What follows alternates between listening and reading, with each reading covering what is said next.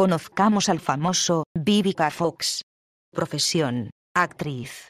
Biografía: George Saunders, 2 de diciembre de 1958. Es un escritor estadounidense de relatos cortos. Sus historias han sido publicadas en The New Yorker, Harper's Bazaar y GQ, entre otros. También escribe una columna semanal titulada American Psyche para la revista semanal de los sábados del periódico The Guardian. Actualmente es profesor en la Universidad de Siracusa y ha recibido diversos premios, como el National Magazine Award en su categoría de ficción en 1994, 1996, 2000 y 2004, y el segundo premio de los premios O. Henry en 1997. En 2006, Saunders recibió otra mención de la Fundación MacArthur. Para más información, puedes acceder a la página web que dejo en la descripción del video.